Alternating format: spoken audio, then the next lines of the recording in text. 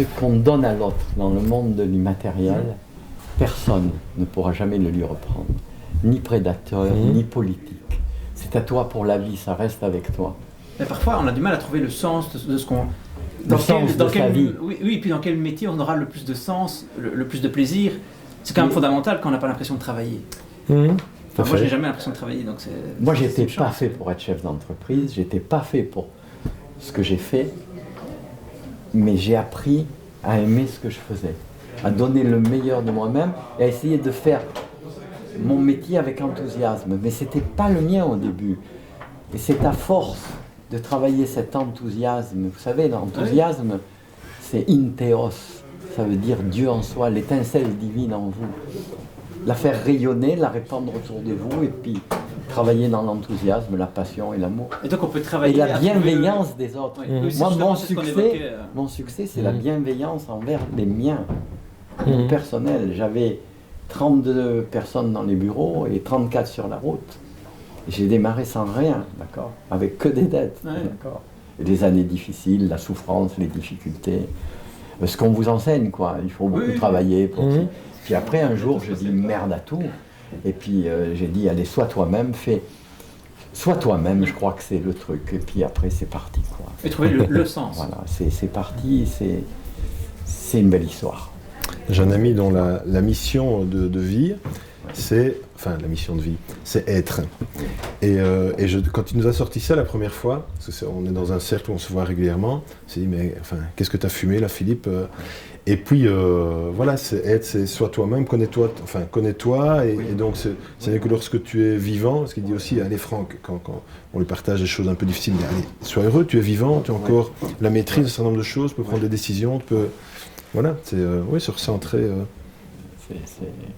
On est profondément de naissance bienveillant, solidaire, et c'est notre système qui nous entraîne dans cette compétition qui nous tue. Et dans l'entreprise, ce qui tue encore plus, c'est que souvent la compétition, au lieu d'être à l'extérieur, elle est déjà à l'intérieur. Et moi, je fais souvent le parallèle avec un officier dans le monde militaire. Quand il y a un blessé, dans la logique, il va le secourir. C'est un des siens, d'accord. En entreprise, quand il y a un blessé, on le vire. On l'élimine. Et on génère la peur aux autres. Et petit à petit, il y a une peur à l'intérieur de l'entreprise. Et ça participe à la maladie. Mais je crois qu'heureusement, c'est pas comme ça dans toutes les entreprises. Non, parce que de plus en plus, il y a un éveil, d'accord.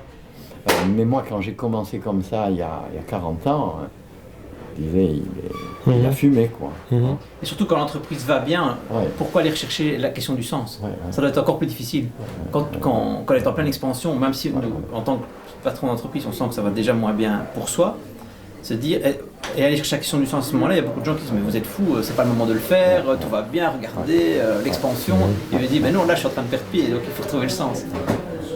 Oui, mais en même temps, les choses vont tellement vite parce que là, la seconde d'après, on est dans le précipice. Voilà, vous opposez. Je ne dis pas négatif. Non, potentiellement, quelque part, la rentabilité, ça marche bien, et donc je continue dans cette voie-là.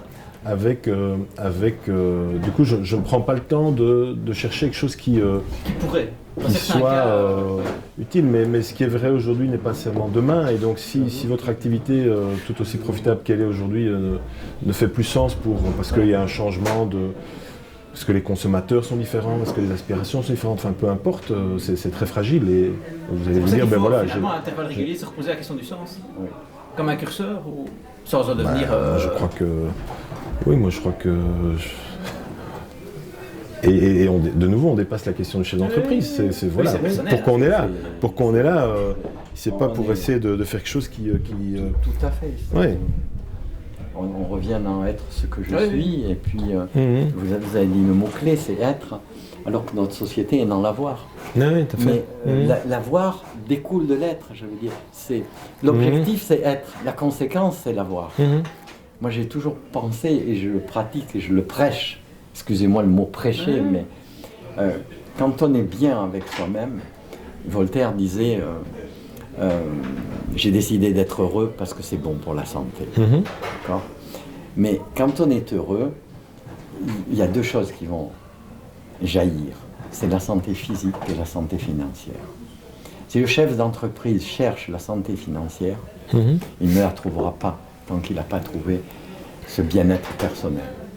Et ce travail dans l'enthousiasme et la passion qui va générer, dès qu'on cherche le bas de la ligne du bilan, eh ben on passe à côté.